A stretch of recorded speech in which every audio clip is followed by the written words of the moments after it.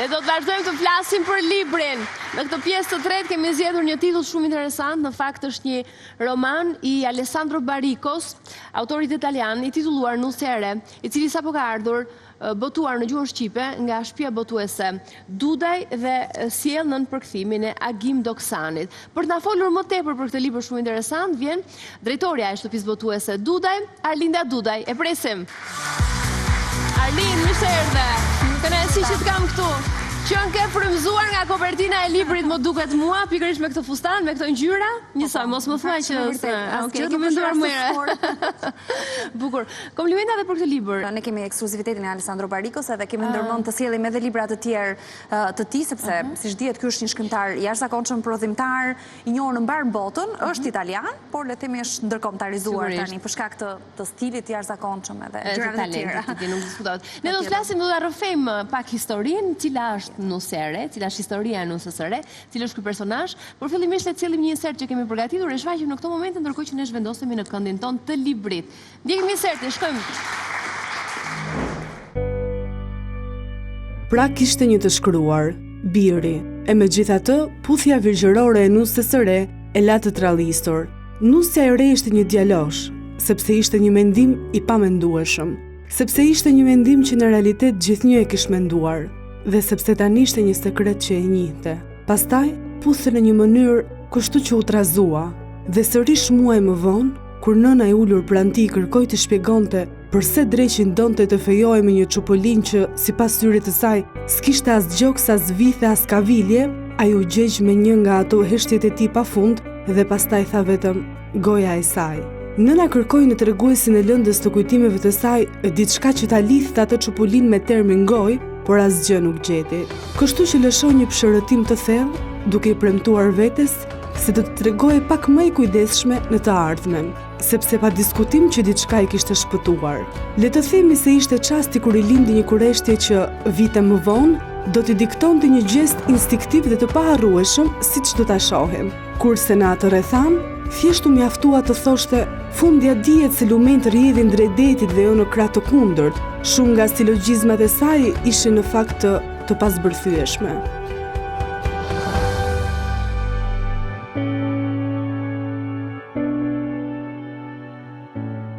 Nusja e re është një roman i shkruar nga shkrimtari italian Alessandro Barico, i përkthyer nga Agim Doksani. Në këtë roman flitet për një vend të largët në një epokë historike të fund shekullit 19 dhe fillim shekullit 20. Historia e këtij romani ka të bëjë me një familje të veçantë ku emrat e pjesëtarëve nuk bëhen të ditur. Këtu dim vetëm që bëhet fjalë për atin, nënën, birin, bijën dhe ungjin. Shumë shpejt pjesë e familjes bëhet Nusja e re. Një 18 vjeçare që për 3 vitesh pret martesën me të birin, që duhet kthehet nga udhëtimi në Angli, ku po ndjek disa biznese të familjes.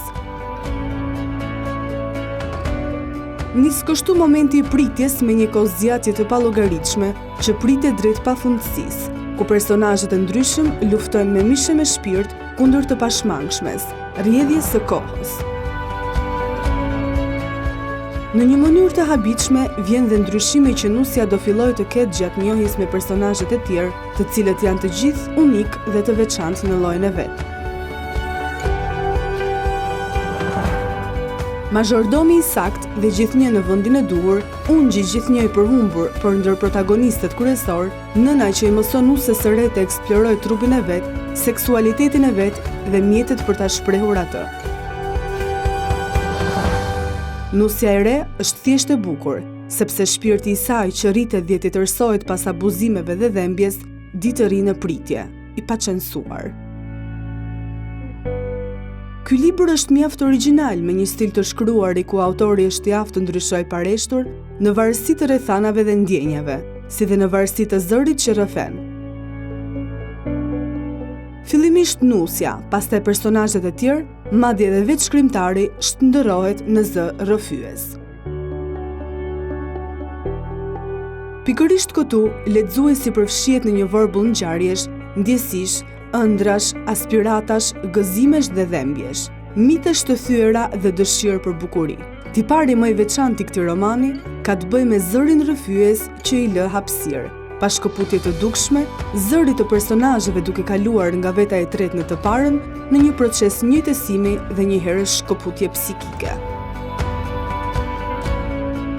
Mund të thuhet me plot gojë se në këtë libër gjen mëshirim thënia se gjuha dhe stili janë pjesë e vendimtare e një historie, ku spikat qartë se si personazhet e dalduarsh ndjejnë nevojën e ngutshme të tregojnë për veten, tërthorazit të tregojnë pulsionet e parrëfyera të autorit të tyre.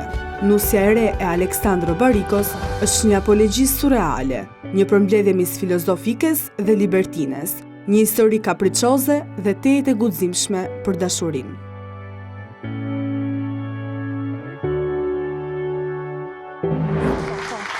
Ky është edhe materiali, një prezantim le themi me këtë libër, Nusja e re, edhe kopertina na sjell një nuse në vetvete për të prezantuar personazhin e këtij libri apo jo. Arlinda, sa po keni sjell këtë libër? Pse zgjodhët pikërisht për të përkthyer, thjesht nga që ishte një pjesë e repertorit të Barikos, apo kishte diçka më speciale ky titull? Tani, në të vërtetë, të gjithë librat e Alessandro Barikos kanë një risi në vetvete, domethënë. Alessandro Bariko shkruan letërsi, shkruan eseistik, shkruan shumë edhe libra të cilët nuk janë letërsi, po që janë të shkruara me një stil të jashtëzakonshëm edhe që është shumë personal i Barikos. Madje ai shpeshherë pretendon, thotë, nuk kam nevojë për shumë histori. Për shumë histori që ta ngacmoj lexuesin me histori. Po lexuesi do të ma gjepset pas asaj që mënyrës se si unë e shkruaj. Sepse siç duket edhe ai vetë është shumë i vetëdijshëm për talentin e jashtëzakonshëm që ka. Ky është libri i katërt, vjen pas Mr. Gwine, ka dhe në Shqip disa libra të Oqeani Det, 900, janë disa libra të tjerë të botuar edhe nga shtëpi botuese të tjera më përpara, por neve botuam e nisëm me Mr. Gwine edhe 3 herë Nagim, që është një diptik, pavarësisht se ai pretendon të mos e quajë të tillë. Është City, libri City dhe një libër i madh, voluminoz dhe shumë i rëndësishëm i Barikos, dhe erdhëm tek Nusja e re. Pse Nusja e re? Në fakt, është shumë e bukur kopertina e shfaq shumë qartë personazhin e Nusës së re, me cilin ai merret jo pak, merret gjatë, madje është personazhi që le themi zbulon të gjitha personazhet e tjera, sepse kjo është një kopertinë, më fal, me qimi të kopertina, e keni punuar juve apo është kopertina origjinale? Jo, nuk është origjinale, është punuar nga një dizajner i huaj, por që domethënë është kopertinë krejtësisht origjinale dhe fotoja është origjinale. Enkas për ne, sigurisht me aprovimin e Alessandro Barikos, i cili është shumë i kujdesshëm dhe i shikon çdo kopertinë, shikon vetë dhe jep aprovimin për kopertinën. Kemi tek Nusja. Nusja.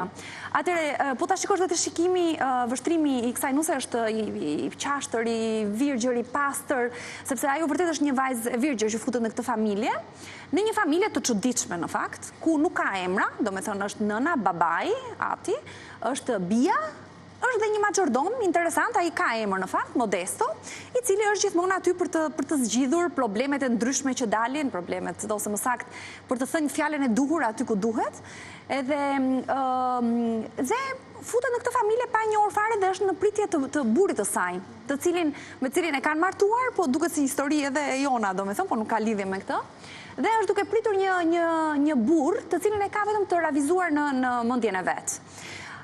Dhe duke futur brenda kësaj familje, zbulon se cili nga këta personazhe që është një personazh më vete, që është mamaja, është një personazh shumë interesant, duke domethënë sikur do të jetë në vetvete, në fakt është një grua që ka jetuar në bordello dhe merret dhe më të kthehet pas në të shkuarën e kësaj gruaje, sepse çdo kush i rrëfen nuses historinë e vet. Në fakt, po ta shikosh, historia është shumë efemere dhe prandaj them, kjo është një nga ata libra që ti duhet patjetër t'i lexosh. Ky libër flet, në çdo moment flet edhe të tregon nëpërmjet rreshtave të tij. Kjo pritje pra zgjat deri në fund. Personazhet janë vetëm këta, personazhet e familjes. Personazhet janë vetëm këta. Dhe secili një karakter i skalitur, le të themi, ndryshe nga stereotipet në përgjithësi që ne presim të lexojmë. Sepse brenda kësaj familje, kjo nusë e re has në mendimin e saj perversion, por që më pas fillon sepse është njihet, domethënë, situash kjo familje është situash zbulimi i jetës vet. E jetës vet, me të gjitha të mira, të këqijat që ka, me tiparet që ka, dhe them çdo personazh i këtij libri që i rrëfen nuses, çdo personazh shpaloset me çuditë dhe me veçantitë që ai ka. Dhe këthash, këtu hyn pjesa e Barikos, Bariko është mjeshtër për këtë që është një mjeshtër i jashtëzakonshëm, edhe në përshkrimin e këtyre personazheve, edhe në dialogjet që ata thonë, që flasin me njëri tjetrin. Është një libër relativisht i vogël, por që lexohet me shpejtësi, po ndërkohë ka nevojë edhe për vëmendje, sepse në çdo libër në çdo personazh ka një metaforë. Dhëndri shfaqet dhëndri ndonjëherë në libër? Kjo është një pyetje shumë e mirë, sepse në fakt jemi duke e pritur dhe jemi gjithmonë me anksin që thuhet që do vi, që ka nisur plaçkat për të ardhur, po akoma ai nuk shfaqet. Dhe në fakt dhëndri shfaqet prapë në mënyrë metaforike, po shfaqet në fund. Është një situatë maksi duket për një nuse të re, apo jo, në pritje të dhëndrit, se për atë punë ka vajtur atje, dhe ndërkohë që ai nuk vjen. Si ato ëndrat inkubit, të cilat ti kërkon një gjë ecën dhe ndërkohë nuk zhvendosesh. Domethënë është kaq stilistikisht e arrir në këtë pikë, saqë vërtet duket sikur je brenda një ëndre, dhe ti ecën edhe zbulon edhe i prek gjërat. Madje ka një moment për shembull që këta personazhet, të cilët kanë frikë të flenë gjumë, nuk flenë sepse domethënë kanë frikë se mos vdesin. Në fakt edhe kjo është prapë një gjë frika ndaj vdekjes që e ka secili nga ne, janë të fiksuar pas bukurisë, domethënë duket ka pak Dostojevski këtu brenda, domethënë me atë fiksimin pas bukurisë, pas asaj bukurisë që do ndryshojnë botën në fakt. Ka shumë pak qytet, në fakt sepse ndryshe nga libri City, që tek City Bariku ka parë qytetin, ka parë shumë gjërë, këtu e ka zvogluar atë pikturën e vet, e ka zvogluar, por ndërkohë edhe e ka zgjeruar sepse është shumë psikologjik. Domethënë ky roman është tmerrsisht psikologjik dhe thash nusja që e cila është në zbulim, zbulon që kjo botë i ka të gjitha brenda. Domethënë i zbulon të gjitha frikrat dhe i zbulon hap pas hapi, dhe në fund fare po dhëndri shfaqet, po si shfaqet. Unë do doja në fakt ka një pjesë shumë të bukur, ka një pjesë shumë të bukur në fakt që do doja ta lexoja lidhur me shfaqjen e të ëndrit, e burit. 4 vjet më vonë, siç më ka ndodhur ditë më parë të shkruaj në mendjen time, ndërsa vëzhgoja ngultas pa e parë, një det që kurrë nuk do ta braktis, u paraqit në bordello një burr me një nur anormal. Elegant, në veshjen e fare të thjesht, me një qetësi të natyrshme që jepte forcë. Kaptoi sallonin pa vështruar për qark dhe tërsigurisht shkoi u ndal para nuses së re, që e ulur mbi një dërmëz me një kup shampanjë në dorë, po dëgjonte zbavitur zemërçeljet e një ministri në pension. Kur e pa, nuse e re picërroi fare pak syt. Pastaj u ngrit. Vështroi ngultas fytyrën e burrit, tipare satanike, flokët e gjatë të hedhur pas, mjekrën që i qarkonte buzët e çelura paksa. Ti tha, biri hoqi kupën nga gishtat dhe azgjati ministrit në pension pa bzajtur. Pastaj, zuri përdore nusen e re dhe e mori me vete. Pasi dolën në rrugë, ndaluan një çast të thithin në ajrin paksa ngjethës të mbrëmjes. Kishin tërë jetën përpara. Biri hoqi xhaketën prej leshit të ashpër me një ngjyrë magjepsëse dhe e hodhi supeve nuses së re. Pastaj, pa grim qortimi në zë, me një ton kureshtie thuajse fëminore, bëri një pyetje. Pse pikërisht në një bordello? Nuse e re dinte me saktësi absolute përgjigjen, por e mbajti për vete. Këto pyetje ti bëj unë, tha. Në fakt, ky është një moment që le të themi mbasi s'do ta kishim lexuar se zbulon disi historinë, po siç thash, ky libër më shumë se histori, ka stil, ka metaforë, është një libër që duhet lexuar edhe nga ato libra që ti të kënaqesh, të mbushesh me fjalor. Këtu dua në fakt të përshëndes dhe ta falenderoj pafund përkthyesen, i cili ka bërë një punë vërtet kërkimore.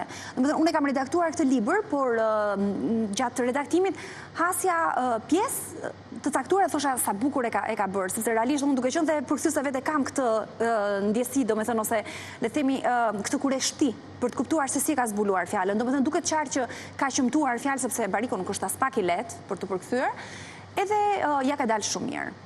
Libri gjendet me siguri në gjitha librarit, tashmë për gjithë të interesuarit, na pëlqen t'i promovojmë libra, kështu që e themi gjithmonë, e kujtojmë që në librari e keni librin dhe mund të nxitoni për ta gjetur ai sapo ka dalë.